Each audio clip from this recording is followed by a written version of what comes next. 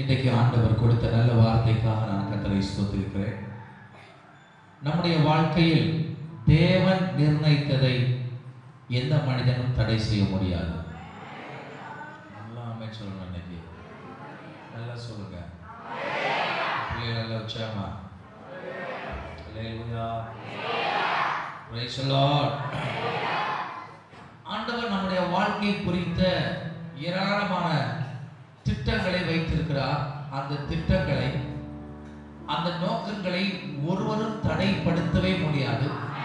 பிசாசு தடைப்படுத்த முடியாது, மனுஷன் தடைப்படுத்த முடியாது, சொந்தக்காரங்க தடைப்படுத்த முடியாது, அந்நியன் தடைப்படுத்த முடியாது. அவர் செய்ய நினைத்ததை அவர் நிறைவேற்றித்தான் ஆகும். விசுவாசிக்கிறவர்கள் 3 முறை ஆமென் சொல்லி கரங்களை தட்டி ஆர்ப்பரிக்க போகலாம். அல்லேலூயா. இந்த கடைசி நாட்களில் ஆண்டவர் சபையிலே உயிர்மீட்சியை கற்றுக் கொடுக்க போகிறார். நீங்கள் விரும்பினாலும் விரும்பாவிட்டாலும் நீங்கள் ஆசீர்வாதமாகத்தான் இருப்பீர்கள். உங்களை ஆசீர்வதிப்பதே கர்த்தருக்கு விருப்பம். ஆண்டவர் ஆசீர்வதிக்க ஆரம்பித்து விட்டால் தொடர் ஆசீர்வாதம் நடந்து கொண்டே இருக்க போகிறது. அந்த ஆசீர்வாதத்தை யாராலும் தடை செய்ய முடியாது. நீங்கள் சொல்லுங்க, நான் ஆசீர்வாதமாகத்தான் இருப்பேன். சொல்லுங்க, நான் ஆசீர்வாதமாகத்தான் இருப்பேன். என் ஆசீர்வாதத்தை யாரும் தடை செய்யவே முடியாது. Price the Lord. உங்கள் குறைவை கிறிஸ்து இயேசுவுக்குள் கர்த்தர் நிறைவாக்க போகிறார். இந்த வருஷத்தின் கடைசி நாட்களிலே பரிபூர்ணமான நன்மை உங்களுக்கு உண்டாயிருக்க போகிறது. ஆண்டவர் சொல்கிறார், கடந்த 11 மாதங்கள் நடக்காத அற்புதம் வரப்போகிற 12வது மாதத்தில் உங்கள் குடும்பத்தில் நடக்க போகிறது, சபையில் நடக்க போகிறது, ஒரு உயிர்மீட்சி உண்டாக போகிறது, ஒரு அதிசயம் நடக்க போகிறது. தேவன் எழுந்தருள போகிறார். சத்துருக்கள் வைக்கப்பட்டு போவதை அந்நிய கண்கள் அல்ல, உங்கள் சொந்த கண்களால் பார்க்க போகிறீர்கள். நல்ல கரங்களை தட்டி ஆர்ப்பரிக்கிறாங்க. பிள்ளைகள் எல்லாரும் சேர்ந்து நல்ல கரங்களை தட்டி ஆண்டவருக்கு நன்றி சொல்லுங்க. ஏதோ ஒரு கிரியை கர்த்தர் இந்த ஆராதனையை செய்ய போகிறார். நீ வியாதியோடு வந்திருக்கலாம், போராட்டத்தோடு வந்திருக்கலாம், நிந்தை நிலைமை வந்திருக்கலாம். இன்று இரவு நீங்கள் மறுபடியும் கட்டி எழுப்பப்பட போகிறீர்கள். You will be rebuilt. நீங்க மறுபடியும் கட்டப்பட போகிறீங்க. உன் குடும்பம் கட்டப்பட போகிறது, சபை கட்டப்பட போகிறது, உன் தொழில் கட்டப்பட போகிறது, உன் வியாபாரம் கட்டப்பட போகிறது. தரித்திரம் உங்களை விட்டு விலக போகிறது. இது தரித்திரம் உங்கள் இருப்பது இல்லை. தரித்திரத்தின் ஆவியை கர்த்தர் கடிந்து கொள்கிறார். கிறிஸ்துவின் ஐஸ்வர்யம் உங்களில் நிறைவாய் இருக்க போகிறது. ஹல்லேலூயா, ஹல்லேலூயா. நம்முடைய தேவன் யார் தெரியுமா? கிருபை உள்ள ஆண்டவர். இன்றைக்கு தியானிக்க போகிறோம்.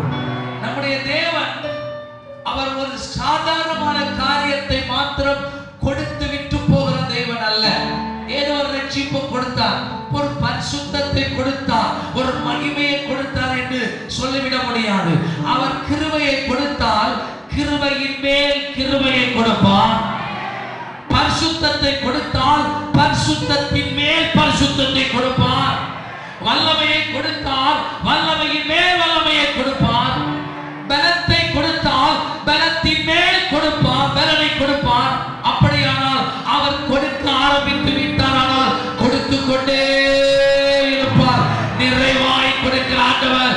தேவனுடைய நிறைவு இந்த கடைசி நாட்களில் உங்கள் குடும்பத்தில் தங்கலாம் போகிறது. சில ஆசீர்வாதத்தின் வாசல் உங்களுக்கு திறக்கப்பட்டாயிற்று. அதை யாரும் தடை செய்ய முடியாது, எந்த மனிதனும் தடுக்க முடியாது. அவர் ஆரம்பித்தார், அவர் நிறைவேற்றி கொடுக்க போதுமானவராக இருக்கிறார். அற்பமான ஆரம்பம். இந்த புதிய ஆண்டை, இந்த ஆண்டை நீங்கள் அற்பமாய் ஆரம்பித்தீர்கள். இந்த வருடத்தின் முடிவு சம்பூர்ணமாய் இருக்க போகிறது. கிருபை மேல் கிருபையை காப்பீர்கள், பலத்தின் மேல் பலத்தை காப்பீர்கள்.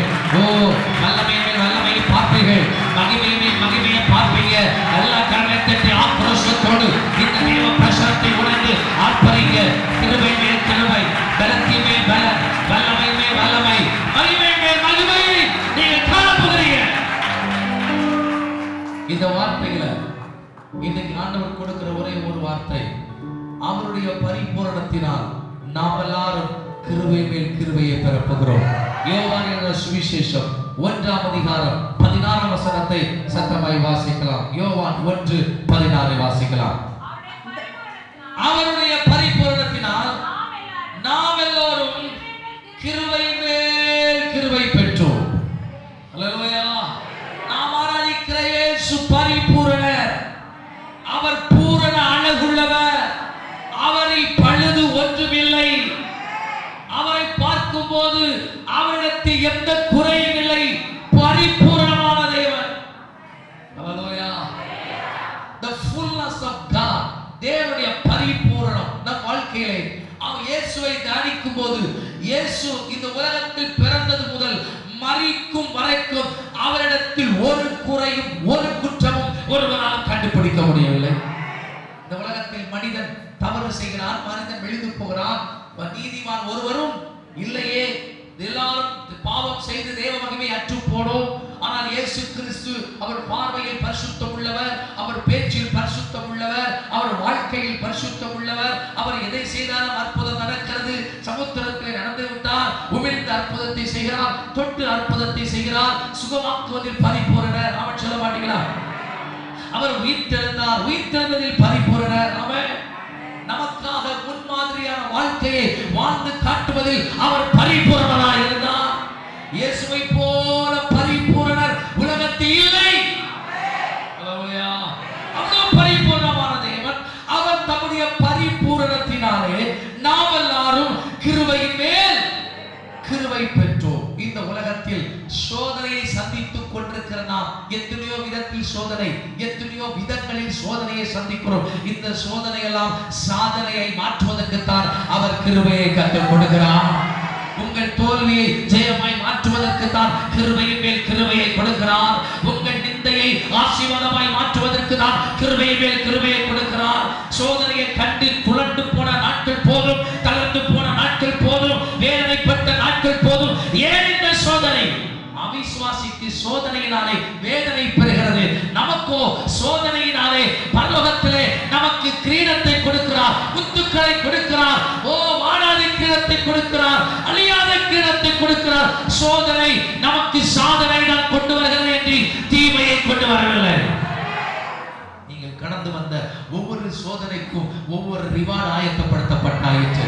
கரங்களை தட்டி ஆர்ப்பரிக்க மாட்டீங்களா? நீங்கள் கடந்து வந்த பாதையில், சோதனையின் பாதையில், துக்கத்தின் பாதையில், அந்த சோதனைக்கெல்லாம் ஒரு கூலி, ஒரு ரிவார்டு உங்களுக்கு ஆயத்தப்படுத்தப்பட்டாயிற்று. ஆமென். அல்லேலூயா.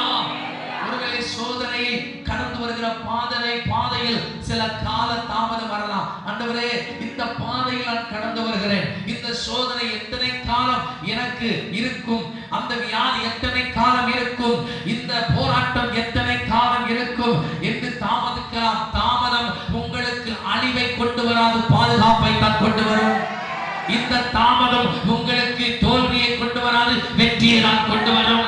இயேசு லாசரு வீட்டுக்கு தாமதித்தார் என்றால் உலகம் அறியத்தக்க ஒரு வெற்றி காத்திருந்தது. ஏதவர் சம்பவம் தாமதித்துக் கொண்டிருக்கிறது என்றால் உலகம் அதிசயித்தக்க கர்த்தர் உங்களுக்கு ஒரு அற்புதத்தை செய்ய போகிறார் என்பதுதான் பொருளை எண்ணி உங்களை வேதனைப்படுத்த அவர் தாமதிக்கவில்லை. அல்லேலூயா. ஆனாலும் தாமதித்தாலும் கிருபை மேல் கிருபையை கர்த்தர் கொடுக்கிறார். அவர் உங்களை உயர்த்த போகிறார். ஆமென். அல்லேலூயா. இந்த சோதனையின் நடுவிலே ஒரு கிருபையை கர்த்தர் வைத்திருக்கிறார். யோசேப்பு தரிசனத்தை பெற்றது கிருபை. அந்த யோசேப்பை குழியில் தள்ளினது சோதனை. அந்த யோசேப்பை குழியை விட்டு வெளியே கொண்டு வந்தது கிருபை. அந்த யோசேப்பு எகிப்தின் சந்தையிலே விற்கப்பட்டது சோதனை. அந்த யோசேப்பை போத்திபார் தனக்கென்று விலைக்கு வாங்கினது கிருபை. போத்திபார் வீட்டுக்கு வந்தது சோதனை. போத்திபார் வீட்டிலே வந்த சோதனை நிமித்தம் ஜெயிலுக்கு போனது கிருபை. அவன் சொல்ல மாட்டீங்களா? அதுவும் கிருபைதான். அந்த ஜெயில இருக்கும் போது அதிகாரியுடைய கண்களிலே தயவு கிடைத்து அந்த முழு எகிப்திற்கும் அவர் பிரதம மந்திரியாக மாறினது கர்த்தருடைய கிருபை தானே. உன் சோதனையின் நடுவிலே கர்த்தருடைய கிருபை இருக்கிறது. நீ சோர்ந்து போகாதே. இவ்வளவுதானா உங்க உற்சாகம்? நல்ல கையை தட்டி அவருக்கு நன்றி சொல்ல மாட்டீங்களா? என் சோதனையின் நடுவில் ஒரு கிருபை இருக்கிறது. எல்லாரும் வலது கரத்தை உயர்த்தி சொல்லுங்க, என் சோதனையின் மத்தியிலே ஒரு கிருபை இருக்கிறது. எல்லாம் சத்தமா சொல்லுங்க. ஐயோ, உங்களுக்கு ஒண்ணுமே இல்லாத மாதிரி சொல்றீங்க. எல்லாம் சொல்லுங்க, என் சோதனையின் மத்தியிலேயும் ஒரு கிருபை இருக்கிறது. உன்னை கிணற்றுக்குள்ளே தள்ளினது சோதனை என்றால் கிணற்றை விட்டு வெளியே கொண்டு வருவது கிருபையாக இருக்கும். உன்னை சந்தையிலே நிர்வாணமாய் நிற்க வைத்து ஏலம் போட்டு விற்கிறது சோதனை என்றால் ஒரு போட்டிப்பார் உன்னை விலைக்கு வாங்குவது கிருபையாக இருக்கும். இப்போ சொல்றேன், அன்றியும் அவருடைய தீர்மானத்தின்படி நடக்கிறவர்களுக்கு சகலமும் நன்மைக்கு ஏதுவாகவே. சோதனை எல்லாம் கிருபை கொண்டு நன்மையாய் முடிக்க போகிறார். மறுபடியும் சொல், உன் சோதனைக்குள்ளே இருக்கிற கிருபை இந்த சோதனை நன்மையாய் முடிய போகிறது. உன் சோதனை நன்மையாய் முடிவடைய போகிறது. இந்த சோதனை தீமையாய் அல்ல. நீ அனுபவித்துக் கொண்டிருக்கிற சோதனை, நீ அனுபவித்துக் கொண்டிருக்கிற சோதனை கிருபை கிருபை கிருபை கிருபையை கிருபையை பிரச்சனைக்கு பகிர்ந்து கொடுக்க போகிறார். நல்ல கண்ணை தொட்டி ஆர்ப்பரித்து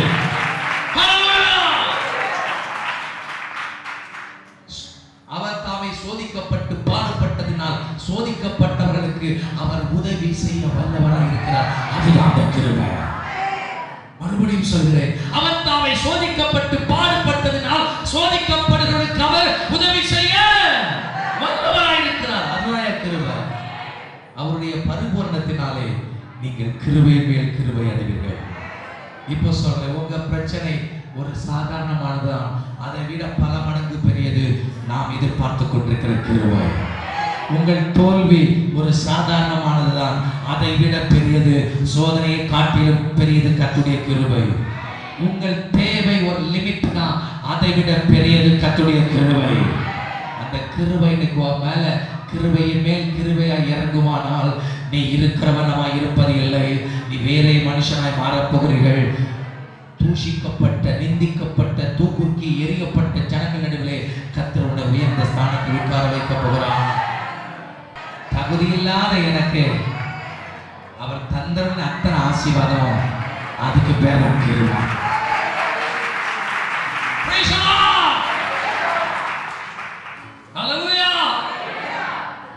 ஆண்டவர் என்னை ஆஸ்வதிப்பதற்கு நான் எந்த அருகதையும் கிடையாது. யாக்கோபு சொன்னான், வெறும் கையாய் நான் கடந்து சேர்ந்தேன், இந்த 2 பரிவாரங்களே உடையவனானேன். அந்த பரிவாரம் தான் கிருபை. உன் கிருபை சிலுவையில இருக்கு. உனக்காக சிலுவையில இயேசு யாவற்றையும் செய்து முடித்துட்டாரு. நீ இந்த கிறிஸ்துவின் ஆசீர்வாதத்தை பெறுவாய் என்று யார் நினைச்சு பார்க்கல. ஆனா அவரே உங்களை தேடி வந்து உங்களுக்கு கொடுத்திருக்கிறார் அல்லவா, அதுதான் கிருபை. இன்னொன்னு சொல்றேன், இதையா கிருபை? என் வாழ்க்கை மிருக குணம் உள்ள ஒரு வாழ்க்கை. என் இதயத்தை மிருகத்தை போல அப்படிப்பட்ட குணம் எனக்கு இருந்துச்சு. பொறாமை இருந்துச்சு, பழிவாங்கு சுபாவம் இருந்துச்சு, வன்கண் இருந்துச்சு, தேவனுக்கு பிரியமில்லாத அத்தனை மிருகங்கள் எனக்கு இருந்துச்சு. ஆனா நான் கூப்பினாவே என் இயேசு என்னை தேடி வந்தா. அந்த இயேசு எனக்கு உள்ளே வந்தா.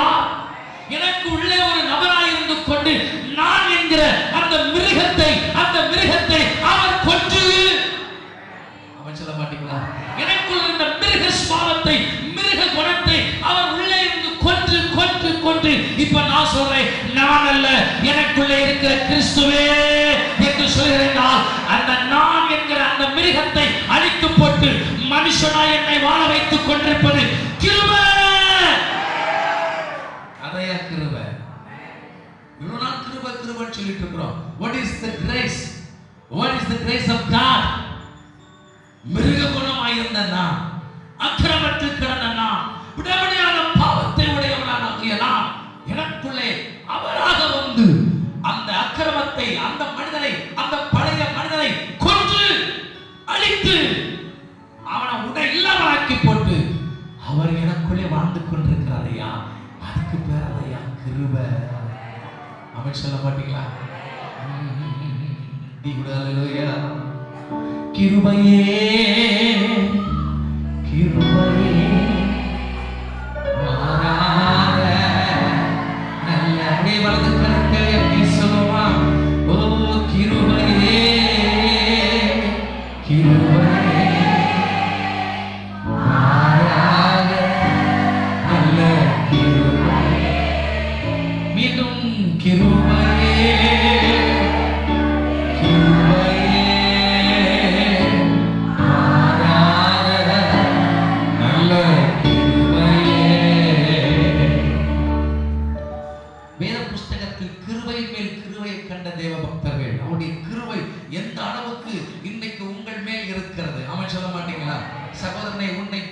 என்று சொல்ல கர்த்தர் என்னை கொண்டு வரவில்லை. உங்களுக்கு உங்கள் பாவத்தை மன்னிக்கிறவர் ஒருவர் இருக்கிறார் என்பதை சுட்டி காண்பிக்கத்தான் இந்த காலை ஆராதனை என்னை நிறுத்தி வைத்திருக்கிறார். அந்த கிருபையை காண்பித்து கொடுப்பதற்காகத்தான் கர்த்தர் என்னை கொண்டு வந்திருக்கிறார். முதலாவதாக தேவனுடைய கண்களில் கிருபை கிடைத்த மனிதன்.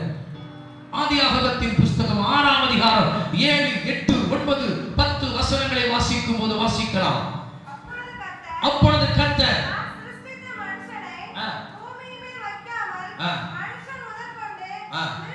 மனுஷர்கள், மிருக ஜீவன்கள், ஆகாயத்து பறவைகள் எல்லாவற்றையும் நான் நிர்மூலம் பண்ண போகிறேன். அவர்களை உண்டாக்கினது மனஸ்தாபப்படுகிறேன். அவர்களை உண்டாக்கினதற்காக மனஸ்தாபப்படுகிறேன். மனிதனுடைய பாவம் பரலோகத்தில் எட்டிவிட்டது. தேவனை இருதயத்தை அசைத்தது. தேவனை கோபப்படுத்திற்று. நோவாவுக்கோ கர்த்தருடைய கண்களில் கிருபை கிடைத்தது.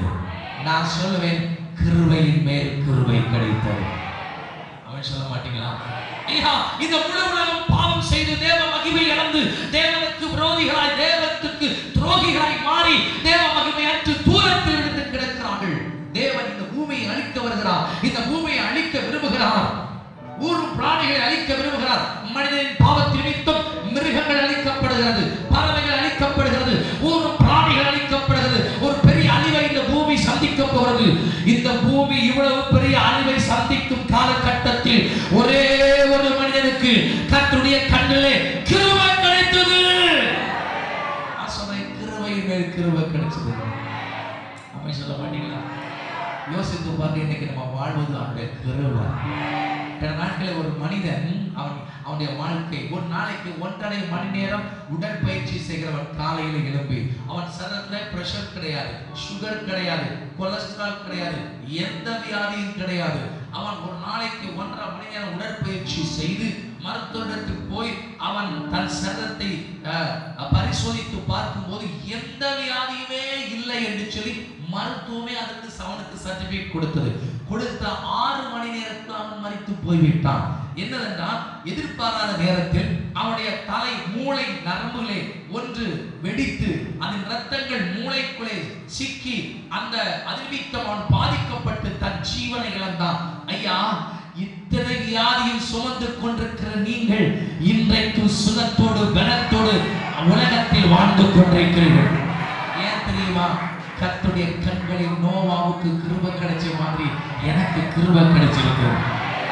எத்தனை பலவீனம், எத்தனை பொல்லாப்பு, எத்தனை ஆபத்து, எத்தனை நிந்தை. ஆமென் சொல்ல மாட்டீங்களா? எத்தனையோ பேர் தங்கள் வீட்டில் வந்த பிரச்சனை நிமித்தம் மனநிலை பாதிக்கப்பட்டது. ஆனால் இன்றைக்கு அனைவருக்கு சுவிசேஷத்தை, ஆறுதலை சொல்லுகிற தாயாய் உன்னை கர்த்தர் வைத்திருக்கிறார். கிருபை. உன் வாழ்க்கையில வந்த பிரச்சனை ஒன்ன அழிக்கல, நீ தான் பிரச்சனை அழித்து போட்டாய். அதான் கிருபை. வாழ்க்கையில் அந்த தோல்வி ஒண்ணு அழிக்கல, நீங்க அந்த தோல்வியை அழித்து தோல்வியை சந்திக்கிறவர்களுக்கு உங்க தோல்வியில் இந்த வெற்றி பெறுவதற்கு வழிகள் இருக்கிறது என்கிற நல்ல செய்தியை சொல்கிற அளவுக்கு கர்த்தர். இரண்டாவதாக புதிய ஏற்பாட்டிலே மார்த்தாள், மரியாள், லாசரு ஏற்கனவே கடந்த வாரத்தில் அவைகளின் ஒரு பகுதியை நான் உங்களுக்கு தெளிவாக சொன்னேன். இன்னொரு பகுதியை இன்றைக்கு நான் இதற்கு தேவையான நினைத்துக் கொள்கிறேன். யோவான் சுவிசேஷம் 11ஆம் அதிகாரம் 21ஆம் வசனத்திலிருந்து வாசிக்கும் போது லாசரு வியாதியாய் இருக்கிறான். அவன் வியாதியாய் இருக்கிற செய்தி இயேசுவுக்கு அறிவிக்கப்பட்டது. ஆனால் இயேசு கிறிஸ்து உடனே வியாதிஸ்தனை பார்த்து சுகமாக்க வரவில்லை. அவர் மறுபடியும் ஊழியத்துக்கு போய்விட்டார். லாசரோ மரித்து போய்விட்டார். மரித்து போன செய்தி இயேசுவுக்கு அறிவிக்கப்படுகிறது. லாசரு மரித்து போய்விட்டார் என்கிற செய்தி கவனிங்கள். இயேசு லாசரு மரித்து 4வது நாள் அந்த லாசருவின் கல்லறை அருகிலே வருகிறார். கடந்த வாரத்தில் சொன்னேன், யூதர்களுடைய நம்பிக்கை ஒரு மனிதன் மரித்து போய்விட்டால் அந்த மனிதனுடைய ஆவி 3 நாள் வரைக்கும் அங்கே அந்த கல்லறையை சுற்றி கொண்டிருக்கும் என்று சொன்னேன். ஆகவே தான் இயேசு 3வது நாள் அந்த கணக்கின்படி அவர் உயிர்த்தெழ காரணம் அந்த ஆவி யூதருடைய பாரம்பரியத்தின்படி கல்லறை விட்டு போன மறு மணி நேரத்தில் தான் இயேசு உயிர் பெற்றிருக்கிறார். இயேசு ஏன் 4வது நாள் இந்த லாசருவின் கல்லறைக்கு வந்திருக்கிறார் என்றால் பாரம்பரியம் சொல்கிறது, மரித்து போன யூத பாரம்பரியம் சொல்கிறது, மரித்து போன ஒரு மனிதனின் ஆவி அவன் கல்லறையின் அருகிலே 3 நாட்கள் வரைக்கும் சுற்றி கொண்டிருக்குமா. அந்த ஆவி வெளியே போவதற்கு கூட ஒரு துவாரம் போட்டு வைத்திருக்கிறார்களா. இப்படிப்பட்ட யூத கலாச்சாரத்திற்கு அப்பாற்பட்டு இயேசு கல்லறையின் அண்டையிலே வந்திருக்கிறார். உங்கள் கலாச்சாரத்திற்கும் உங்களுடைய சிந்தனைக்கும் உங்களுடைய திட்டத்துக்கும் அப்பாற்பட்டு இந்த காலையில இயேசு உங்கள் அருகிலே வந்திருக்கிறார். கலாச்சாரங்களை உடைத்து போட்டு அற்புதத்தை செய்ய இயேசு போதுமானவராக இருக்கிறார். அவன் சொல்ல மாட்டேங்கிறார். அதான் இயேசுநாதர் கல்யாண வீட்டுக்கு போனார். கானாவூர் கல்யாண வீட்டிலே அவன் சொல்ற பாருங்க, ட்ரெடிஷனலி பாரம்பரியமாக முதலாவது நல்ல ரசத்தை கொடுப்பான். ஆனா இங்கேயோ பிந்தி பரிமாறப்படுகிற இந்த ரசம் அதிக ருசி உள்ளதாக இருக்கிறது. பாரம்பரியத்திற்கும் மனிதனுடைய திட்டத்துக்கும் அப்பாற்பட்டு செயல்படுகிறவர் தான் நாம் ஆராதிக்கிற இயேசு கிறிஸ்து. அல்லேலூயா. இந்த கல்லறை அருகிலே வந்தபோது இந்த மார்த்தா இந்த மரியாள் இவர்கள் சொல்லுகிற ஒரு வார்த்தை என்ன தெரியுமா? இயேசுவே, நீர் இருந்திருப்பீரானால் என் சகோதரன் மரித்திருக்க மாட்டான். They pushed him for past. இயேசுவை கடந்த காலத்திற்கு தள்ளி வைத்தார்கள்.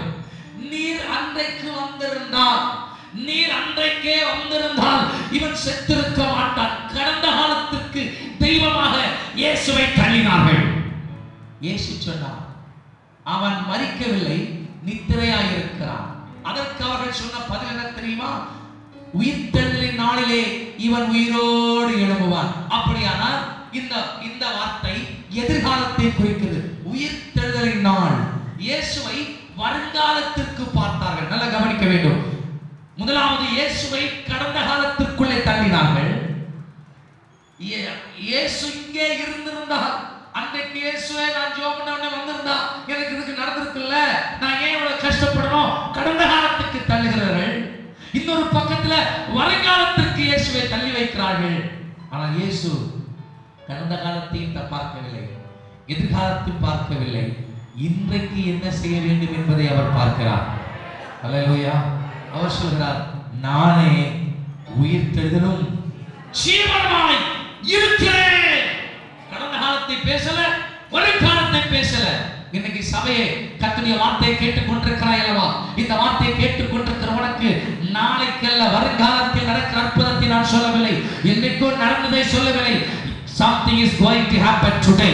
இன்றைக்கு ஏதோ ஒரு கிரியை கர்த்தர் உங்கள் வாழ்க்கையை செய்ய போகிறார். நானே உயிர்த்தெழுதலும் ஜீவனுமாய் இருக்கிறேன். நிகழ்காலத்துல பேசுறாரு. இதாய கிருபை.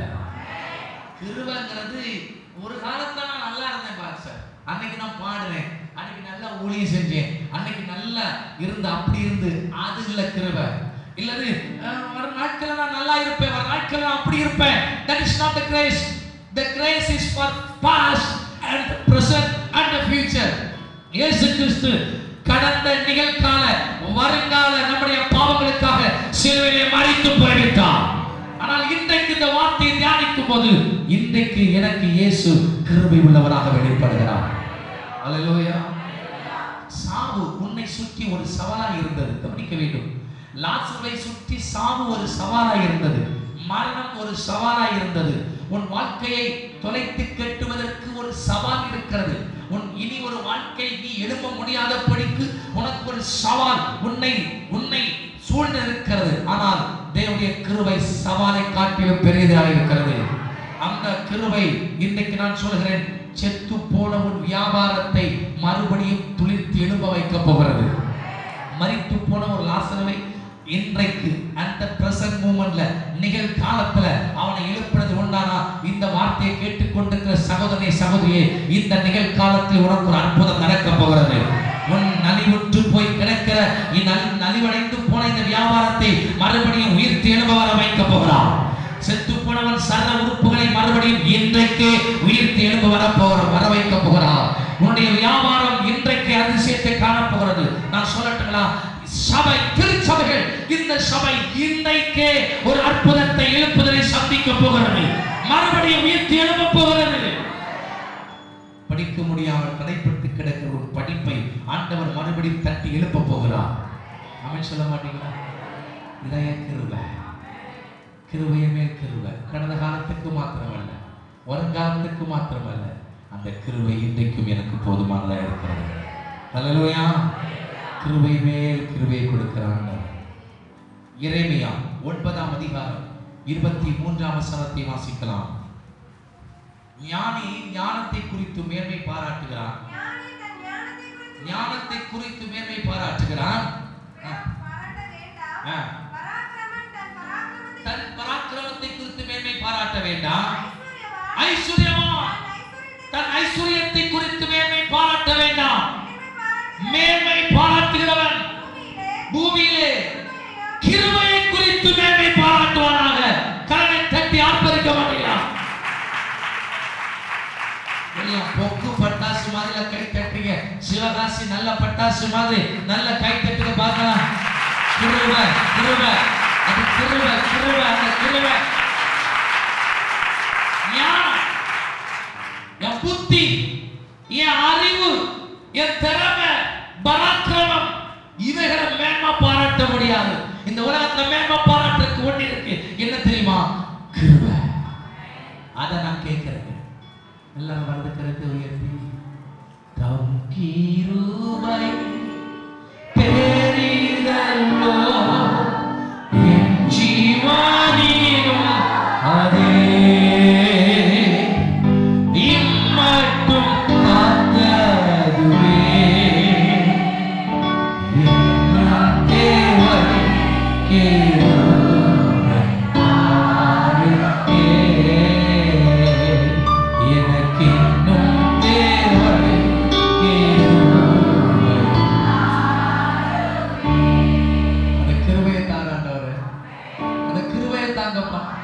மரித்தவனை உயிரோடு எழுப்புகிற கிருபையை தாரும் ஆண்டவரே. நோவாவுக்கு கண்களிலே கிருபை கிடைத்தது, அந்த கிருபையை தாரும் ஆண்டவரே. தாவீதுக்கு அருளின அந்த கிருபையை தாரும் ஆண்டவரே.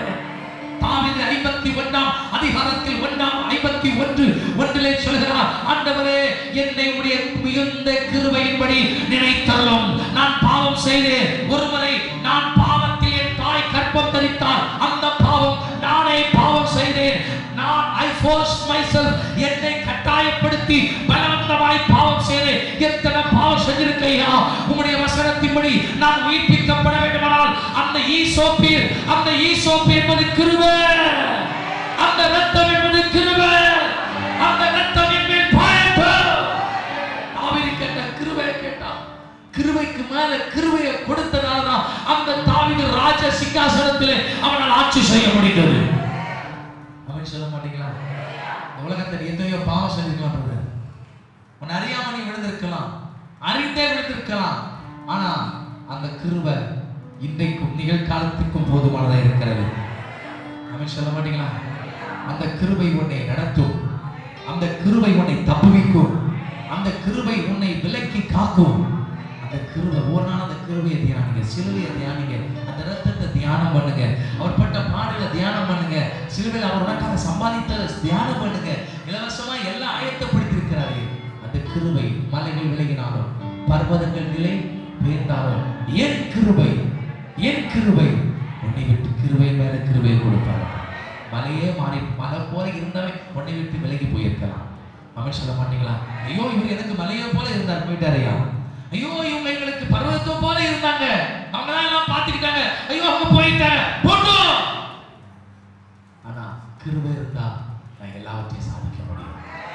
அது மாறாத கிருபை, அது விலகாத கிருபை, அது கைவிடாத கிருபை, கிருபை மேல் கிருபையை கொடுக்கிற கிருபை. அவன் சொல்ல மாட்டீங்களா? அல்லேலூயா, அல்லேலூயா. 2 பேதுரு 1:3 தன்னுடைய மகிமையை காருண்யத்தினால் நம்மை அழைத்த புண்ணியத்தின் நிமித்தமாய் அவருடைய திவ்ய வல்லமையை நமக்கு தந்து, திவ்ய வல்லமையை, அவருடைய பரிசுத்த வல்லமையை கிருபையாக நமக்கு கொடுத்து. வாசிகள் பார்க்கலாம். 2 பேதுரு 1:3 தம்முடைய மகிமையினாலும் காருண்யத்தினாலும் நம்மை அழைத்தவரை அறிகிற அறிவினாலும்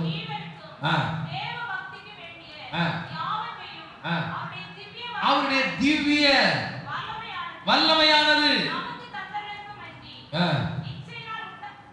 அவர் எனக்கு தந்த திவ்ய வல்லமை, அதன் கிருபை. அவன் சொல்ல மாட்டீங்களா? தன்னுடைய மகிமை காருண்யத்தினாலே அந்த திவ்ய வல்லமை எனக்கு கொடுத்தாரே. ஏற்கனவே அவர் நமக்கு கொடுத்துட்டார். அவன் சொல்ல மாட்டீங்களா? ஆல்ரெடி இட் இஸ் ரெடி, ஆயத்தமாக்கப்பட்டிருக்கிறது. கவனிக்க வேண்டும். முக்கியமான சம்பவத்தை நான் உங்களுக்கு சொல்கிறேன். லூக்கா சுவிசேஷம் 15ஆம் அதிகாரத்தில் இயேசு கிறிஸ்து 3 விதமான உவமைகளை சொல்லுகிறார். ஒரே அதிகாரத்தில் 3 உவமைகள் எழுதப்பட்டிருக்கிறது. ஒன்று, தொலைந்து போன ஆடு, காணாமல் போன ஆடு. 2, காணாமல் போன வெள்ளி காசு. 3, கெட்ட குமாரன், காணாமல் போன மகன். ஆமென் சொல்ல மாட்டீங்களா? அல்லேலூயா. 1 தொலைந்து போன ஆடு, 2 காணாமல் போன வெள்ளி காசு, 3 கெட்ட குமார். கவனிக்க வேண்டும். முதலாவது உவமை, தொலைந்து போனான். ஒரு மனிதன் 100 ஆடுகளை உடையவனாய் இருந்தான். பெரிய செல்வந்தன். அவன் மேய்ப்பன். அவனுக்கு சொந்தமாய் 100 ஆடுகள் இருக்கிறது. அதிலே ஒன்று காணாமல் போயிட்டு, எங்க கிடக்குனே தெரியல, எப்படி போச்சுனே தெரியல, எங்க முள்ளுக்குள்ள சிக்கி கிடக்கோ தெரியல, அது போய் சிக்கி அப்படியே உள்ள கிடக்கு. அவன் சொல்ல மாட்டீங்களா? உங்களுக்கு விளக்கி காட்டுறேன். Ashoka, very good. இதான் ஆடு. பிரைஸ் எல்லாம் ஒரு ஆடு வந்து பார்த்தீங்களா? தெரியாது ஆடு. இங்க நிறைய ஆடுகள் இருக்கிறீங்க, நீங்களாம் ஆடுகள். இந்த ஆடு திடீர்னு காணாமல் போயிடுச்சு. காணாமல் போனால் மேய்ப்பனுக்கு ஒரே வேதனை. ஐயோ, ஒரு ஆடு காணவில்லையே. மேய்ப்பன், நல்ல மேய்ப்பன் தன் ஆடுகளுக்காக ஜீவனை கொடுக்கிறான். நல்ல மேய்ப்பன். 100 பேர் இருந்தாலும் காணாமல் போன ஒரு ஆட்டுக்காக மனஸ்தாபப்படுகிற மேய்ப்பன், அந்த ஆட்டுக்காக உழைக்கிற ஒரு மேய்ப்பன், அந்த ஆட்டை எப்படியாக கண்டுபிடித்து விட வேண்டும் என்று தேடுகிறான். தேடி அலைந்து போகிறான். இங்க போய் பார்க்கிறார். அந்த ஆடு கிடக்குறா இல்ல, இங்க இருக்கிறா இல்ல, இங்க இருக்கிறா இல்ல, அங்க இருக்கிறா இல்ல, இங்க இருக்கிறா இல்ல, தேடி தேடி தேடி கடைசியா பார்த்தா இந்த ஆடு ஒரு முள்ள சிக்கி கிடக்குது. அவன் சொல்ல மாட்டீங்களா? காதல்ல ரத்தம், காதுல முள்ளு குத்தி இருக்கு, தலையில முள்ளு குத்தி இருக்கு, இங்க முள்ளு குத்தி இருக்கு, மூக்குல முள்ளு குத்தி இருக்கு, சிக்கி கிடக்கு, அப்படியே சிக்கி கிடக்கு. ஆடு மேய்ப்பன், நல்ல மேய்ப்பன் பார்க்கிறா. மனசுல வேதனை. ஐயோ, இந்த ஆடு இப்படி சிக்கி கிடக்கிறதே, காணாமல் போயிட்டு. ராமன் சொல்ல மாட்டீங்களா? நீங்க சர்ச்சுக்கு வந்துட்டு போறீங்க, நீங்க முன்னாடி போறீங்க, உங்க பிள்ளைகள் பின்னாடி வருது. வீட்டுக்கு போய் 10 நிமிஷம் ஆகும், பிள்ளைகள் வரல. வருமா வராதா? இருந்தாலும் போனாவே வரட்டு. வந்த உடனே எங்க போன, எங்க போன, எங்க போன, எங்க போன, சொல்லு, எங்க போன, எங்க போன, அந்த வீட்டுக்கு போனியா, டிவி பார்க்க போனியா? இதான் நம்ம கிருபை. நம்ம சொல்ல மாட்டீங்களா? இதான் மனுஷனுடைய கிருபை. அது காணாமல் போனது ஒரு குற்றம், அது முள்ளுல சிக்கி கிடக்கிறது ஒரு குற்றம், ஒரு பக்கம் காயம். ராமன் சொல்ல மாட்டீங்களா? வேதனையோடு இருக்கு. அந்த வேதனையோட 2 அடி கொடுத்து எங்கடா போன, அந்த ஆட்டை ஒரு பாடுபடுத்திடும். அந்த நல்ல மேய்ப்பன். நாம சொல்ல மாட்டீங்களா? அந்த கிருபையை சொல்லிட்டாங்க. அந்த நல்ல மேய்ப்பன். நாம சொல்ல மாட்டீங்களா? இந்த ஆட்டை பிடித்து, இந்த ஆட்டை துடைத்து, கழுவி, இதெல்லாம் காயங்கள்லாம் ஆற்றி. நாம சொல்ல மாட்டீங்களா? அவன் சொல்ல மாட்டீங்களா? என்ன பண்ற தெரியுமா?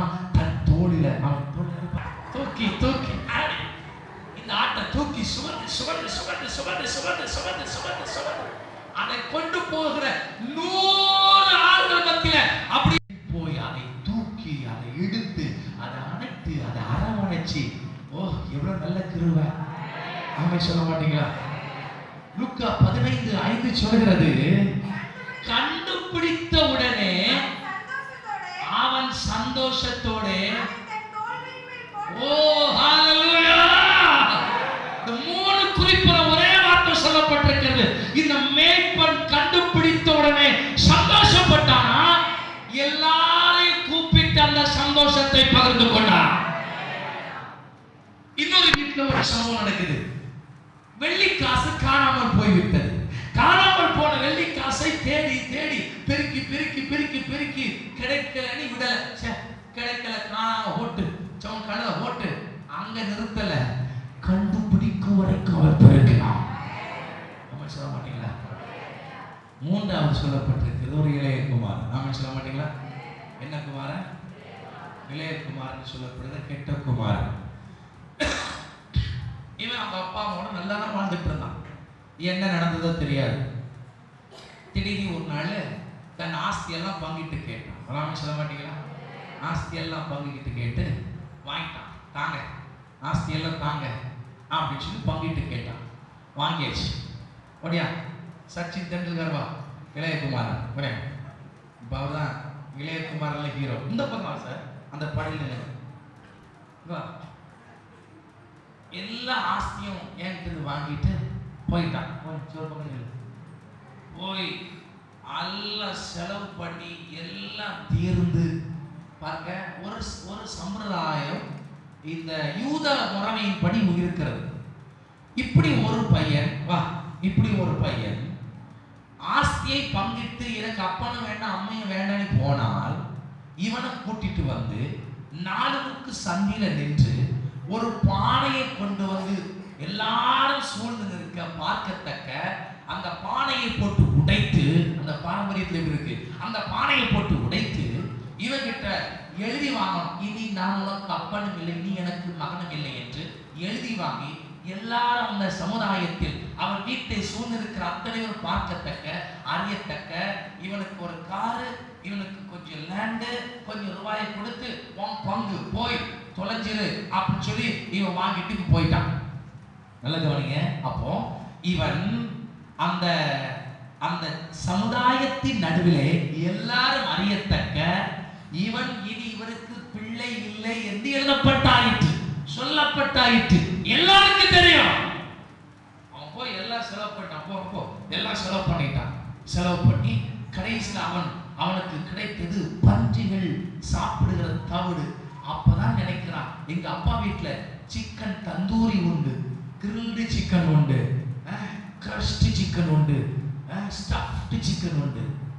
என்னப்பா புதுசு புதுசா சொல்றாரு, எல்லா சிக்கன் உண்டையா. ஐயோ நான் தவிடு சாப்பிட்றேன்னு சொல்லிட்டு இப்ப இவனுக்கு சிந்தையிலே ஒரு எழுப்புதல் வந்து எங்க அப்பா வீட்டுக்கு போனா அவர் ஒருவேளை என்னை ஒரு வேலைக்காரனாகவும் அவர் ஏற்றுக்கொள்வாரா என்று அவன் வருகிற செய்தி தகப்பனுக்கு அறிவிக்கப்பட்டாயிற்று. அவன் சொல்ல மாட்டீங்களா, அவன் வர்றான் அப்படின்னு இந்த தகப்பன் என்ன பண்ணுவானா, மறுபடியும் அவனை சேர்த்துக் கொள்ள வேண்டுமானா வா, அப்படியே மெதுவா நடந்து வா, எல்லாத்தையும் இழந்த மாதிரி வா, நீங்க சிரிச்சுக்கலாம் வா, எல்லாம் இருக்கிற மாதிரி அப்படியே மெதுவாட அப்படியே வந்து இப்படி நிற்கும் போது எந்த இடத்தில் சமுதாயத்தில் 4 சந்தியிலே மனுஷர்களுக்கு முன்பதாக சமுதாயத்திலே இவனை நிற்க வைத்து பானையை உடைத்து பத்திரம் எழுதப்பட்டதோ அதே இடத்தில் அவனை கட்டி அணைத்து அவனுக்கு மோதிரத்தை போட்டு சொன்னாரா, நீங்கள் போய் கொளுத்த கண்டை அடித்து விருந்தை ஆயத்தப்படுத்துங்கள், நாம் சந்தோஷத்தை கொண்டு வரோம். எதுக்கு தெரியுமா? கிருபை எந்த இடத்தில் வெட்கப்படுத்தப்பட்டானோ அதே இடத்துல அவனை உயர்த்தி உயர்ந்த ஸ்தானத்தில் உட்கார வைத்து மேன்மைப்படுத்துகிறார் என்றால் அல்ல கிருபை. தட்டி ஆச்சரிக்க மாட்டீங்க. இளையகுமாரனே, எல்லாவற்றையும் நீ இழந்திருக்கலாம், உன் ஆஸ்தி இழந்திருக்கலாம், அந்தஸ்தை இழந்திருக்கலாம், மேன்மை இழந்திருக்கலாம். ஆவியானவர் சொல்கிறார், அதே ஜனங்களுக்கு முன்பதாக உன் தலையை நான் உயர்த்தப் போகிறேன். எந்த இடத்தில் அவமானப்படுத்தப்பட்டாயோ அதே இடத்தில் உன் தலையை கர்த்தர் உயர்த்தப் போகிறார். எந்த இடத்தில் தலை குனிந்தாயோ அதே இடத்தில் கர்த்தருடைய கண்கள் உண்மையில் பதிக்கப்பட்டிருக்கிறது. இதுதான் கர்த்தருடைய கிருபை. நம்ம சொல்ல மாட்டீங்களா, சுற்றிலும் இருக்கிற ஜனங்களுக்கு முன்பதாக கர்த்தர் உன்னை உயர்த்தப் போகிறார். ஆமென். உன்னை தூக்கி உன்னை தட்டி எழுப்பி ஒரு செலிப்ரேஷன், ஒரு கொண்டாட்டமே இருக்க போகிறது. வேத புஸ்தகத்தில் யோவான் தன்னுடைய வெளிப்படுத்தின விசேஷத்தில் 7 சபைகளை அவன் தரிசனத்தில் பார்க்கிறான். 7 சபையும் பேசுவதற்கு சமயம் இல்லை. 1 2 ஒரு சிறு குறிப்பை மாத்திரம் தருகிறேன். அந்த யோவான் வெளிப்படுத்தின விசேஷத்தில் 1ஆம் அதிகாரம் 20ஆம் வசனத்தில் வலது கரத்தில் 7 நட்சத்திரங்களை ஏந்தி கொண்டிருக்கிறவரை கண்டேன். வாசிக்கலாம்.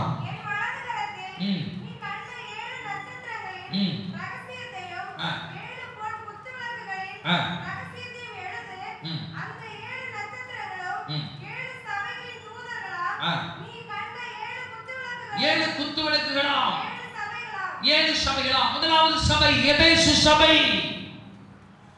இந்த எபேசு சபையை பற்றி சரித்திரம் சொல்கிறது.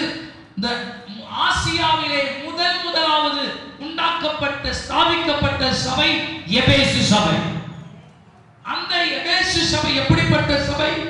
பிரயாசப்பட்ட சபை, நல்ல பிரயாசப்பட்டு ஊழியம் செய்த சபை, தியாக மனப்பான்மை நிறைந்த சபை.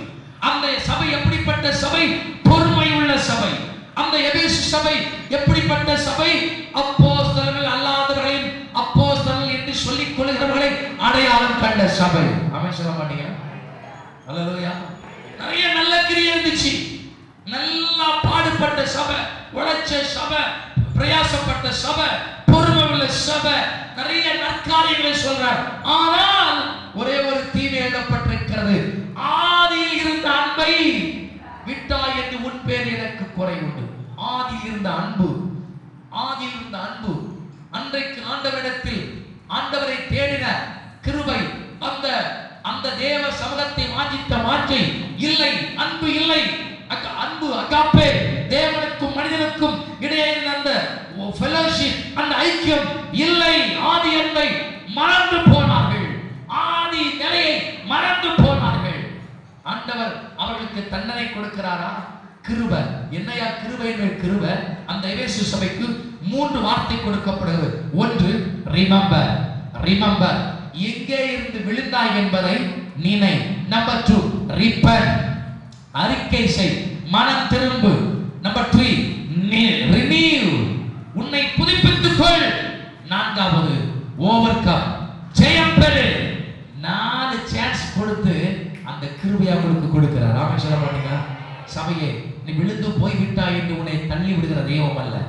ஒரு காலங்களில் பாடின நீ, ஆடின நீ, ஆண்டவரை ஆராதித்த நீ, ஊழியம் செய்த நீ, ஆண்டவருக்காய் வைராக்கியமா நின்ற நீ, இன்றைக்கு ஏதோ ஒரு சூழ்நிலை, ஏதோ ஒரு சந்தர்ப்பம் உன்னை விழ வைத்திருக்கிறான். இந்த கிருபை மேல் கிருபை என்கிறது என்ன தெரியுமா? உனக்கு பல வாய்ப்புகளை கர்த்தர் ஏற்படுத்தி வைத்திருக்கிறான். ரிமெம்பர், எங்கே இருந்து விழுந்தாய் நினை, நினை. ரிப்பென்ட், அறிக்கை செய். தன் பாவங்களை மறிக்கிறவன் வாழ்வடைய மாட்டான், அவைகளை அறிக்கை செய்கிறவனுக்கு இரக்கம். ரினியூ, உன்னை புதுப்பித்துக் கொள், உன்னை மறுபடியும் கிறிஸ்துவுக்குள் கட்ட உன்னை ஒப்புக்கொடு. ஜெயம் கொள்ளுகிறவன் எவனோ முடிக்கிறார் கடைசி சபையில, அவனுக்கு கிரீடத்தை கொடுக்கிறார். பரதேசி மத்தியிலே அவர் அந்த ஜீவ விருட்சத்தை கொடுக்கிறார். வெற்றி பெறு, பிரயாசப்படு, பிரயாசப்படு. கர்த்தர் மறுபடியும் அந்த கிருபையை கொடுக்க உனக்கு போதுமானவராய் இருக்கிறார். Hallelujah. Remember, renew, repent, overcome. அந்த கிருபை உனக்காய் காத்திருக்கிறது. மலைகள் விலகி போகலாம், கிருபை விலகாதையா. கிருபை மேல் கிருபை கொடுப்பதற்கு காத்திருக்கிறார். கடைசியாக பிலதெல்பியா சபைக்கு அவர் எழுதும் போது 3ஆம் அதிகாரம் 8ஆம் வசனம், அந்த சபையை பற்றி நற்காரியங்கள் எழுதப்பட்டிருக்கிறது. வாசிக்கலாம். உன் கிரிகளை அறிந்திருக்கிறேன், உனக்கு கொஞ்சம் பலன் இருக்கு, நீ என் நாமத்தை மறுதலிக்கவில்லை. உனக்கு இருந்த பலத்துல இயேசுவை விட்டு பின்வாங்கி போகத்தக்க சோதனை வந்தது, இயேசுவை வேண்டாம் என்று சொல்லத்தக்க சோதனை வந்தது, என் ஆவிக்குரிய வாழ்க்கை என்று மனம் கசந்து போகத்தக்க போராட்டம் வந்தது. ஆண்டவர் என்னை கைவிட்டு விட்டாரோ என்று சொல்லத்தக்க சோதனை வந்தது. ஆமென் சொல்ல மாட்டீங்களா? எல்லோரும் ஆமென் சொல்ல மாட்டீங்களா? அந்த போராட்டத்தின் நடுவில் கொஞ்ச பலன் இருந்தும் நீ என்னை மறுதலிக்காதபடியினால் அவர் கொடுக்கிற ஒரு கிருபை என்ன தெரியுமா? இதோ திறந்த வாசலை உனக்கு முன்பதாய் வைத்திருக்கிறேன், அதை ஒருவரும் பூட்ட முடியாது, ஒருவரும் பூட்டக்கூடாதபடிக்கு உனக்கு ஒரு வாசல் திறக்கப்பட்டிருக்கிறது. அது சுவிசேஷ வாசலா இருக்கலாம், பொருளாதார வாசலா இருக்கலாம், ஆவிக்குரிய வாசலா இருக்கலாம். நீ இவ்வளவு நாளும் நீ பெற்றுக்கொண்ட சத்தியத்தை, எத்தனையோ சோதனையின் நடுவிலே பெற்றுக்கொண்ட ரட்சிப்பை, பெற்றுக்கொண்ட அபிஷேகத்தை, எத்தனையோ உபத்திரவத்தின் நடுவிலையும் நீ அதை விட்டு விலகாமல் அந்த கிருபை வெளிப்படுகிறது. பிலதெல்பியா சபைக்கு உனக்கு நான் திறந்த வாசலை வைத்திருக்கிறேன். ஹல்லேலூயா. அவருடைய கைவிடவே மாட்டார். அவருடைய பரிபூரணத்தினால் நீங்கள் கிருபையின் மேல் கிருபை பெற்றுக் கொள்வீர்கள். ஐயா, அந்த கிருபை போதையா. அவர் பரிபூர்ணமான ஆண்டவர், குற்றமில்லாத ஆண்டவர். அவருக்கு பழுது ஒன்றும் இல்லை, மாசற்ற இரத்தம், பரிபூர்ணமான இயேசு கிறிஸ்து. அவரை தேடி வா, அவரண்டை ஓடி வா. உனக்கு கிருபை மேல் கிருபை காத்துக் கொண்டிருக்கிறது. உன் சோதனையிலே, சோதனை உன்னை குழியிலே தள்ளியிருக்கலாம், கிருபை இன்னைக்கு உன்னை குழியை விட்டு வெளியே எடுக்க போகிறது. சோதனை உன்னை சந்தையிலே யோசேப்பை போல நிற்க வைத்திருக்கலாம், அவமானமாய் நிற்க வைத்திருக்கலாம். கிருபை போத்திவார் வீட்டுக்கு போக வைத்தது. அந்த கிருபை தான் ஒரு நாளில் அவனை சிங்காசனத்தில் உன்னை உட்கார வைத்தது. எத்தனையோ சோதனையில தூக்கி தூக்கி தப்பி தப்பி கொண்டு வந்துட்டாரு.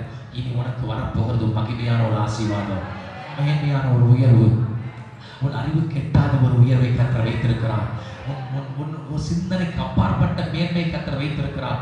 எத்தனை சோதனையை தாண்டி வந்துட்டீங்க, இனி உன் அறிவுக்கு அப்பாற்பட்ட மேன்மையை கர்த்தர் உனக்கு குறித்து வைத்திருக்கிறார்.